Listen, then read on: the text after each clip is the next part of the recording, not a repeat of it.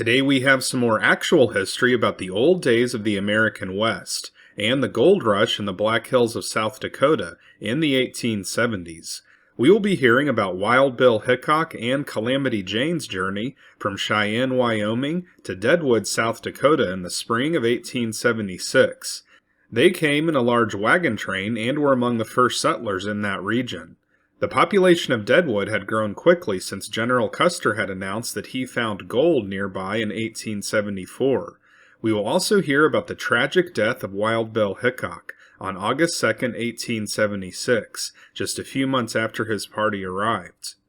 We will be reading from this book, I Buried Hickock, The Memoirs of White-Eye Anderson, edited by William B. Secrest. Joseph White-Eye Anderson traveled with Wild Bill Hickock, in addition to other notable people in that region such as Liver-Eating Johnston. He lived from 1853 to 1946, and this book was only published in 1980, after William Secrest obtained Raymond W. Thorpe's lengthy correspondence with White-Eye Anderson, and edited his accounts into this book. So here is the story of the lawless town of Deadwood, South Dakota, and the last days of Wild Bill Hickock. Charlie and I took the railroad to Cheyenne, Wyoming, which was the starting place for the Black Hills. We went over to the Elephant Feed Corral to try and find a conveyance to take us to Deadwood. While we were looking up an outfit, we ran across some old friends and acquaintances, who were doing likewise, Wild Bill and Charlie Utter. It had been several years since I had seen Wild Bill, but he recognized me, and the first thing he said was, "Touch flesh, my boy," which was an old-time saying we used when we shook hands. Then he told Charlie Utter how we got acquainted several years before.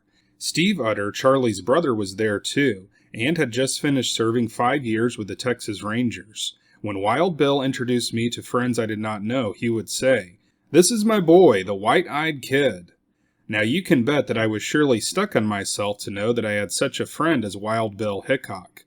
It was through my friendship with Wild Bill that Colorado Charlie Utter told my brother and I that we could travel with them if we wanted to.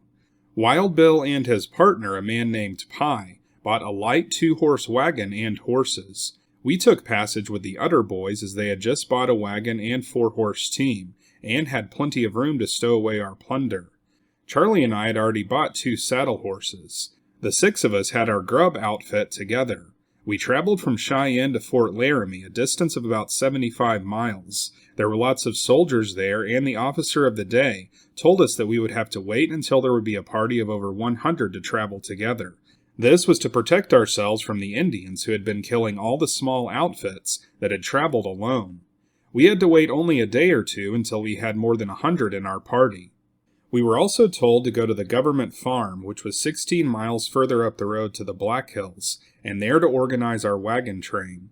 We were to elect a captain and a wagon boss so that the wagons could be properly corralled in case of Indian trouble.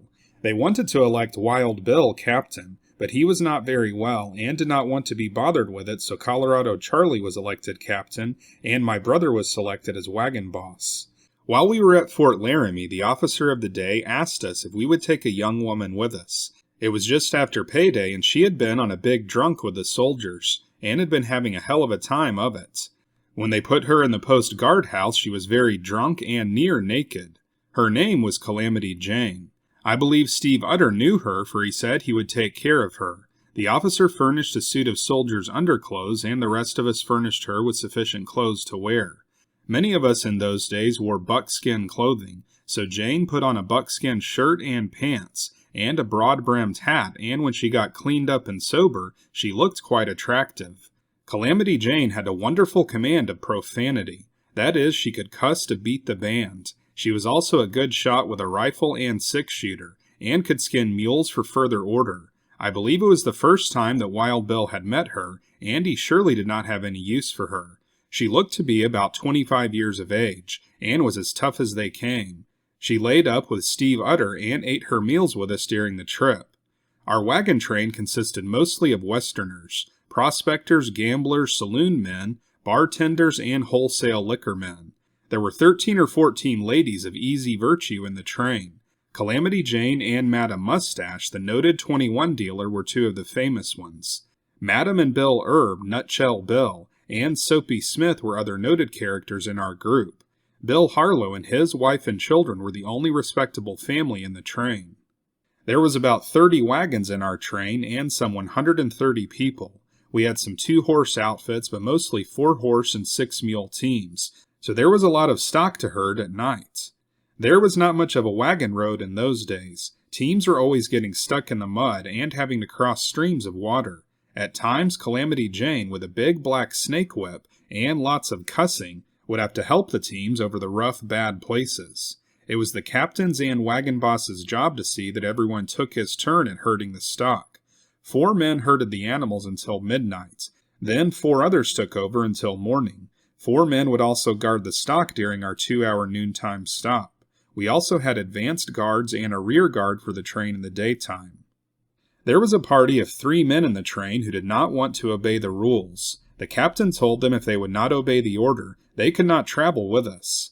The next morning they started out alone very early. They traveled a few miles and came to a stream called Rawhide Creek, and there they found a log house partly burned and still smoking.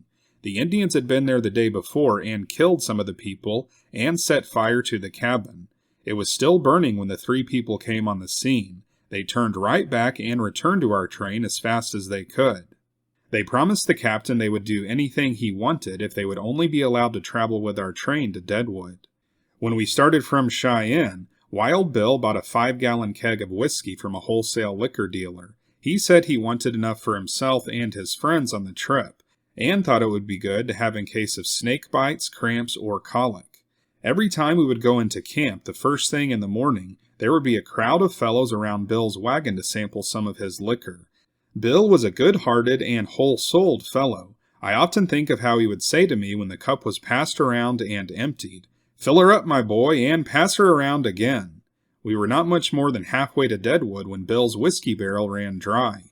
He went to a man by the name of Shingle who had a 6-mule load of whiskey along, and got his barrel filled again. This time he told the boys that his liquor was private stock, and he wanted it to last till we got through.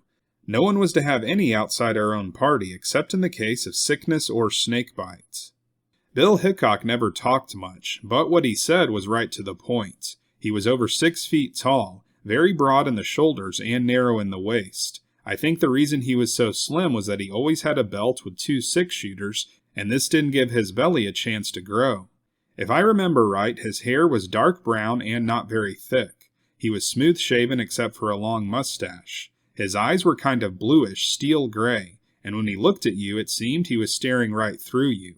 I think the reason he was such a good poker player was that he could tell what you were thinking just by looking at you. He never had much to say, was very good to his friends, and polite to strangers. We were over 2 weeks on the road from Cheyenne to Deadwood, and at night there would be a bunch of us around the campfires telling stories. We had a lot of fun and some lively times. Bill Hickock never had much to say, but you can bet there was something doing when Calamity Jane was around. I think she told some of the toughest stories I ever heard, and there would always be a big crowd come over to the campfire to hear her talk. I done most of the cooking and got very well acquainted with Jane. She was a big-hearted woman, and she and I became good friends. Sometimes I would be doing something and she would say, "Here, White Eye, let me show you how to do it." Lots of times she would help me with a meal and get the things packed in the grub box ready to move on. We saw only one band of Indians, about 40 in number. They were in the bluffs on the south side of Hat Creek. Our advanced guard tackled them, but as soon as they saw how large our party was, they struck a trail going in the direction of Old Woman's Fork. We could see the dust they made a-gettin' for miles. Going down through the cedar bluffs, the road was very steep, and we all had to help each wagon to the bottom of the hill. When we arrived at Hat Creek, we found General Crook and his command on their way after Sitting Bull and his Red Devils. Several of us were offered handsome salaries to join his party of scouts, as we knew the country well where they expected to go, but we were not stuck on hunting Indians. We were not after blood, but gold, and gold we were going to have or know the reason why. Buffalo Bill was chief of the scouts, and he had along several other old-timers whom we knew. Cody and Wild Bill had some words over a manuscript they were interested in together, but it was settled peacefully. One day, as we were going through the Badlands, there was a coyote that came in sight, and a lot of the fellows took a shot at it with their rifles. All of them missed. Calamity Jane killed it with a 6-shooter when it was over 100 yards away. Wild Bill had his old buffalo rifle with him. It was what we called a Big 50. It was a 56 caliber with a long barrel, and we called it the Springfield single-shot needle rifle. It had 3 bands. When he shot a buffalo with it, it would make a hole big enough for a calf to jump through. Bill had discarded the Colt's Navy cap and ball pistols, and had 2 of the latest Colt's 36 caliber cartridge 6-shooters. He generally filed the trigger off and the hammer smooth, so his thumb would slip over it easy, but he sometimes filed the trigger smooth so they would pull very easy. He had lots of cartridges, and he would do a little practicing about every day. Sometimes I would throw my old broad-brimmed hat high up in the air, and he could put 6 shots in it before it would hit the ground. Bill had worn buckskin when I first knew him at Fort McPherson, but on our trip back to the Black Hills he wore just plain Western clothes. Bill was always ready for duty. I remember one night when we were camped at Alum Springs, it was Bill's turn to herd the stock at night. It was one of the worst spots on the road for Indians, and we could see dozens of signal fires in the hills. Bill and 5 others were supposed to go on guard duty until midnight, and it was my brother Charlie's job to detail the guard. When he told Bill to go on guard, Bill said, "To hell with your guard." Charlie told him he would either have to serve or else get a substitute, and then he walked away. Bill suddenly called him back. "Captain, come back here and kick me. Of course I'll go on guard, especially on a night like this." He picked up a rifle and went right to his post and stayed until morning, although he was only required to stay until midnight. We traveled on until we came to the South Fork of the Cheyenne River, and crossed it. Traveling up through Red Canyon where the land stands on edge, the road was very bad. We made a noon camp at the last water in the canyon. We camped that night at Lost Springs, at the head of Red Canyon. Charlie Utter and myself located the springs, and we afterwards started a road and stage station there. The next day, about 10 o'clock, we came to where 3 men had been attacked by the Indians a few days before we got there. One of the men was killed, and the other 2 got away. The survivors buried the one killed in a very shallow grave, but later the Indians came and dug him up and cut the body all to pieces. The legs were cut off above the boot tops, and when we came along we found the coyotes eating the pieces. We gathered the parts in a gunny sack and rolled them in a blanket, burying them in a deep grave with rocks on top so the coyotes could not dig the body up. You can see why it did not pay to travel in small parties. Some of the Indians had field glasses and from hilltops could see everyone who traveled the road.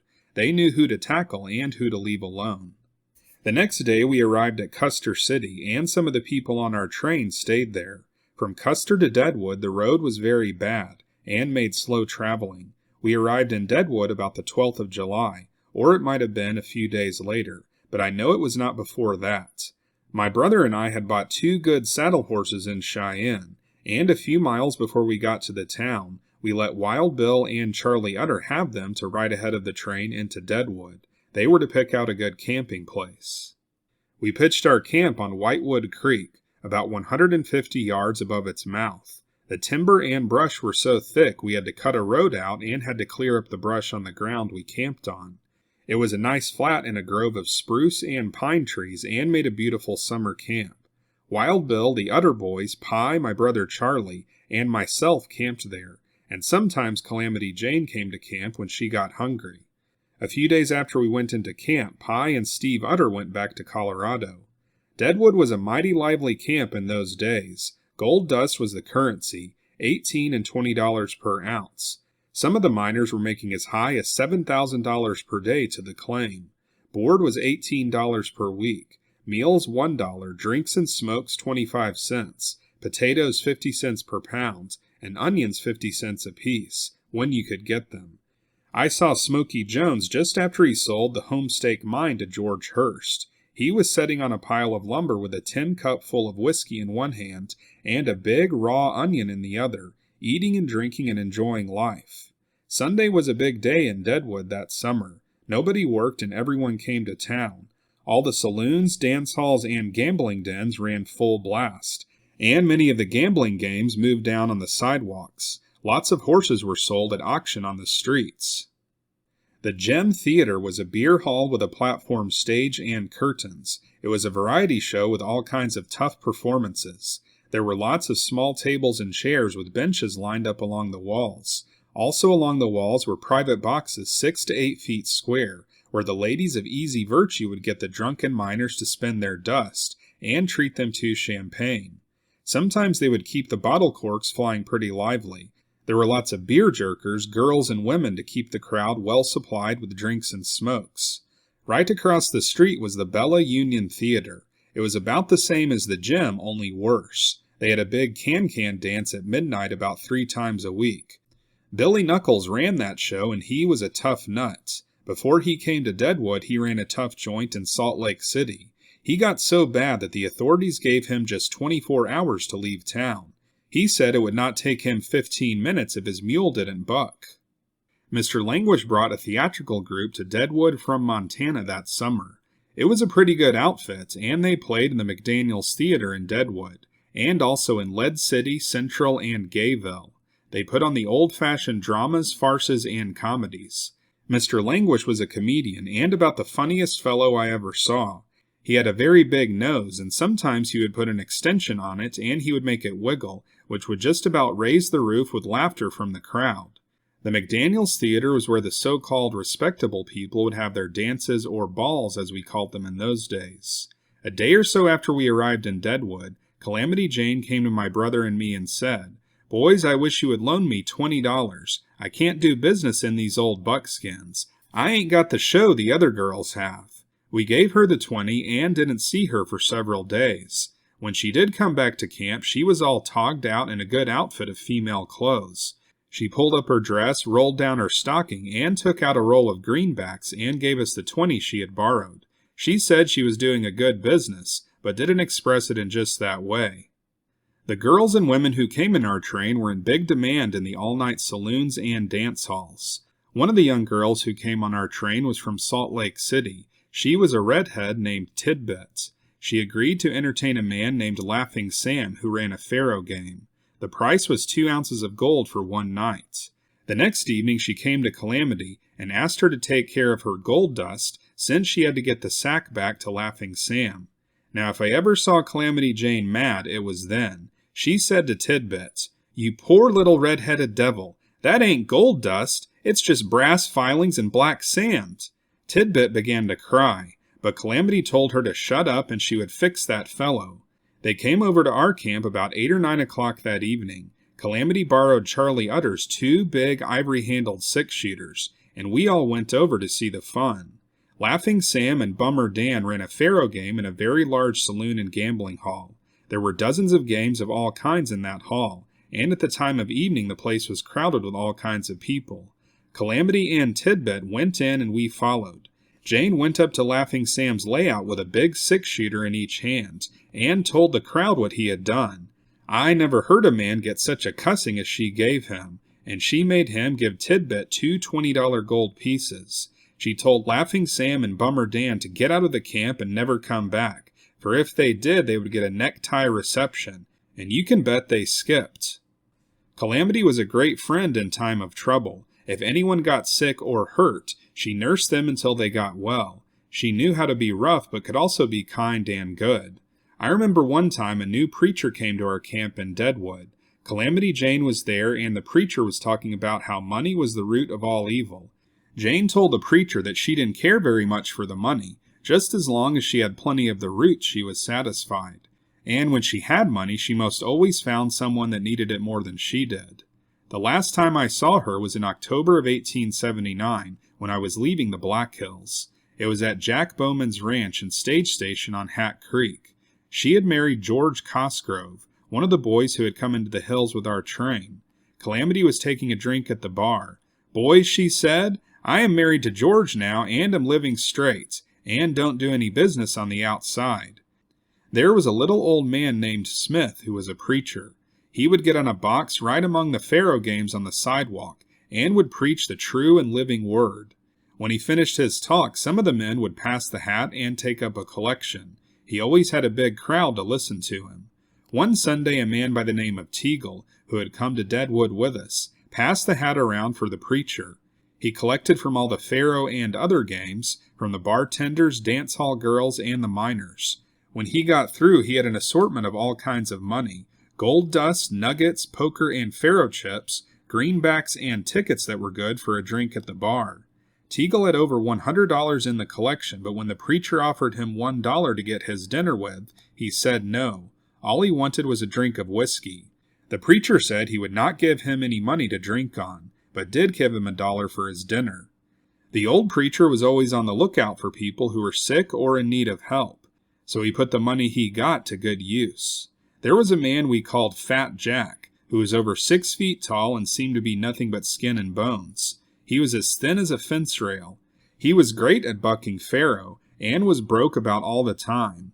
Sometimes he would peddle socks. They were just cheap cotton ones, and he would go through all the saloons singing out, "Socks, socks, who wants a pair of socks?" He would sell lots of them to miners.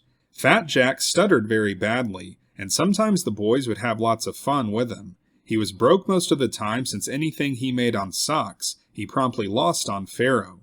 I remember one time Wild Bill gave him $1 for his dinner. He was very hungry, and when it came time for his dessert, the waiter told him there was 5 kinds of pie, and he could take his choice. Jack wanted the gooseberry pie in the center of the list, but he stammered so bad he couldn't get it out. Finally he sputtered that he would take them both ways from the gooseberry. That meant he would take the whole layout of pie, and he called it off just like he would make a bet on faro.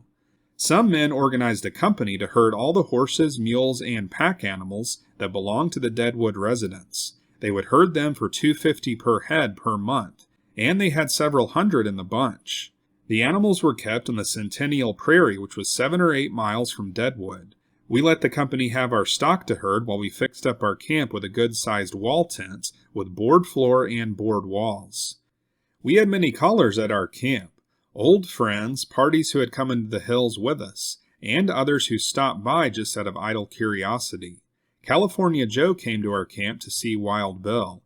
His hair was long and a regular mat of cockleburs, and he told us he was going to get him a squaw to comb his hair and get the burrs out. The first thing Wild Bill would do in the morning was empty his pistols in target practice at an old cottonwood tree that grew on the bank of the creek. Then he would take a stiff drink of whiskey, and he would be ready for breakfast. We cut pieces of white paper about 1 inch square, stuck a tack in the center of the paper, and then drove it into a board. We leaned the board against the tree, and then stood off about 25 steps. Sometimes all our party would try it, but we would seldom make a center shot. When Wild Bill would shoot, the paper would almost drop to the ground, for the bullet would drive the tack into the board, and there would be nothing to hold it up any more. Bill put in a good deal of his time playing poker, and he generally was very lucky. Usually he would go up to a saloon on the corner of Main and Lee Streets, which was not very far from our camp. He told me not to get stuck on faro or poker, as I was not smart enough to beat the game. Bill was generous, and I know lots of times he would give fellows who were not in the game money to eat on. One time Bill made a big winning at poker, and he invited all of us, Charlie Utter, Steve, my brother Charlie, and myself, to a good Sunday dinner at Joe Gandolf's Palace Restaurant, the best place in Deadwood to eat. Seth Bullock, the hardware man, got in some nice sheet iron cooking stoves, and Bill bought one for the camp. I did most of the cooking, and it was a dandy. After another big poker winning, he bought a whole wagon load of grub from a Nebraska rancher who had just come into town. He had a 2-horse outfit loaded with bacon, hams, beans, dried fruit, cornmeal, butter, and eggs. I was in our camp at the time, and Bill got up from the poker game and walked up Main Street to where it intersects Lee. He shouted for me to come over and pilot the rancher to our camp and help him unload the grub. Then Bill went back to his poker game. One evening after supper, Seth Bullock, Mr. Clark, a Mormon who had a big second-hand store, and several other prominent men of the camp, came to see Wild Bill. They wanted him to be marshal of the town, and said that if he would agree, they would call a miners' meeting and get some kind of law and order established. Bill did not make them any promise, and said he would let them know later in a week or so. Bill, Charlie Utter, and my brother had a big talk about it, but I did not know what conclusion they came to. It was not long after that Seth Bullock was appointed sheriff of Lawrence County, and Captain Willard was made U.S. Deputy Marshal. The night before he was killed, Bill was in a poker game at Shingle's Saloon, on the corner of Lee and Main Streets. Shingle was a friend of Bill's who had come in our train from Cheyenne. There were 3 men in the game besides Bill. One was named Jack McCall, but the other 2 I did not know. When McCall started to play, he gave the bartender a sack of dust, saying there was an ounce in it, and to give him the chips in that amount. The bartender gave him $18 worth of chips, and he sat down. I went down to the saloon about 11 o'clock to bring Bill back to camp. There was something in the matter with his eyes, and he could not see good after dark. Some say he was moonblind, and he always had one of us come and lead him back to camp at bedtime. I waited almost an hour before the poker game broke up. Bill had won all of McCall's chips, but when he went to cash them, there was only $11 worth of dust in the sack. "The next time you play with me," Bill told McCall, "you better not call for more than there is in your sack, or there will be trouble." McCall replied that he thought there was an ounce in the sack. "I'll keep the sack and call it even. The sack is worth about 4 bits, and I need a sack to keep my dust in." "No," replied McCall, "I want my sack back, and if you won't let me have it tonight, I'll get it tomorrow." Bill wouldn't give him his sack, but he asked him if he was broke. When McCall replied that he was, Bill handed him $1, saying, "This is to get your breakfast with." We then went to camp, got a lunch, and went to bed. At this time, my brother and I were working a placer claim which lay in the lower part of town, close to the saloon where Bill was killed. We were at work there when it happened. The saloon was called Number 10, and it stood where the Bell Union Theater was afterwards built. Bill was there that day playing with 3 men, Massey, a Missouri River steamboat pilot, and 2 others whose names I have forgotten. When Bill was playing cards, he always sat in a corner or with his back to the wall so that he could see who came in at the door without turning his head. This time, the other 3 men got their seats first and would not let Bill have his favorite place. He had to sit with his back towards the center of the room. In the afternoon, McCall rode into town on a very ordinary horse and a sorry-looking saddle. He seemed to know where Bill was, for he stopped his horse in front of the saloon, got off and left the animal standing without tying him. McCall was a short, rather heavy-set Irishman. He had red hair, was cross-eyed, and seemed to be about half drunk. His pistol was an old Navy Colt, and he cocked it and held it under his coat as he entered the saloon. He walked up close to Wild Bill's back, and quickly pointing the pistol at Bill's head, fired. As he did so, he said, "You son of a bitch, take that!" The powder burned Bill's hair, and the bullet came out his cheek close to the nose, and lodged in Captain Massey's wrist. Bill's head and shoulders fell over on the table, the way we afterwards found him. I heard the shot, and someone at the front of the saloon shouted, "Wild Bill is killed!" I heard it plainly, for I was in the tail race only a short distance away. I ran over as quick as I could and saw McCall running up the street with his pistol in his hand. When he came out of the saloon, he tried to mount his horse, but the saddle turned and he started up the street on foot. I ran after him and tried to get a shot at him, but there were too many people in the way. The crowd headed him off and ran him into a meat shop. There must have been over 50 guns and pistols drawn on him, yet no one dared to shoot for fear of hitting someone in the crowd. McCall snapped his pistol several times at people who were heading him off, but the caps were bad and it would not go off. After we captured him, someone shouted, "Bring a rope!" While we were getting the rope to hang him, we heard a commotion down the street, and saw a Mexican riding toward us holding the head of an Indian chief by the hair. He said the hills were alive with Indians, that they had captured Crook City and were cleaning out the gulch as they came up. They were fighting just now beyond Montana City, which was only 2 or 3 miles below Deadwood town. California Joe killed the chief and another fellow tried to scalp him. He couldn't, so the Mexican said that he would do it the way they did in his country, and he cut off the whole head. Later, a down east Yankee bought the Indian's head, got a room at the Wide West Saloon, and charged 10 cents admission to see it. The hanging was postponed for the time being, and the prisoner was put in a solid log house with plenty of guards to watch him. The Mexican said the Indians had stampeded the stock herd on Centennial Prairie, and as most of the people had animals in the herd, we were all pretty excited. The Mexican was pretty drunk, as there were saloons all the way up the gulch from Crook City, and they all gave him a drink along the way. Most of the men went to investigate the Indian trouble. I went to where Bill was killed and helped to take the body to camp. They had locked the doors of the number 10 saloon, and sent word to Charlie Utter, who was with my brother at our camp on Whitewood Creek. They got a man, I don't remember his name, but they called him Doc, and he was a barber, to go with them. A Mr. Rutherford, who had a one-horse express wagon, brought the body to our camp in his wagon, and Doc and the 2 Charlies took his boots off and fixed up the body in good shape. A lot of us started for the Centennial Prairie, and took a cut-off trail that went over the mountains and was much nearer than going down the gulch. We traveled about 2 miles down the trail, and met a hunter dressed in buckskin, who said that he had just killed an Indian. The hunter said the Indian had killed old Preacher Smith, and showed us where the preacher's body was, lying across the trail. It seemed that after the Indian had killed him, he realized it was the preacher, for he did not scalp him. He laid the preacher's Bible in his folded arms, with his little sack of gold dust on top of the Bible. The buckskin hunter said he would show us where the Indian lay that he killed.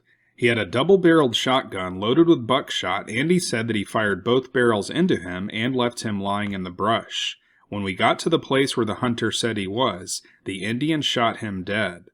The Indian was lying on his back, badly shot up with the buckshot. He had a single-shot Springfield needle rifle, a .45-70, and it was one of the guns the Indians had captured in the Custer fights. We found the herd on Centennial Prairie running in all directions. Only a few of them were missing, but several Indians and 2 white men were killed. Back at camp, we had a carpenter make Bill a coffin out of rough pine lumber. He was a large man over 6 feet tall and broad-shouldered. The coffin was covered with black cloth on the outside and white cloth on the inside, and it looked pretty good for a homemade coffin. We put Bill's old buffalo rifle in the coffin with him, and Charlie Utter put in a few other trinkets. The next afternoon, Mr. Rutherford brought his body to the grave in his little express wagon. There were no pallbearers that I could see. A man I didn't know read the Episcopal funeral service. There were 6 or 7 women in the procession, including Calamity Jane. I remember Jane gathered some little blue flowers that grew beside the road and threw them into the grave before they filled it with sod. Some of the girls there were named Big Dolly, Tidbit, Dirty M, Smooth Bore, and Sizzling Kate. A large pine tree grew at the head of the grave. I think Bill was the 2nd or 3rd person buried in the Deadwood cemetery. The miners and citizens called a meeting and set a day for the trial of Jack McCall. They appointed Judge Kirkendall to preside at the trial. Colonel May was the prosecutor, and Judge Miller defended the prisoner.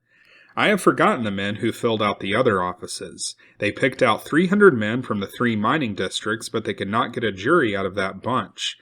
Finally, they did get a jury, but they were mostly rough Irishmen, and proved to be friends of McCall's, and they cleared him. The court appointed an escort to take McCall safely out of camp, and they did it well.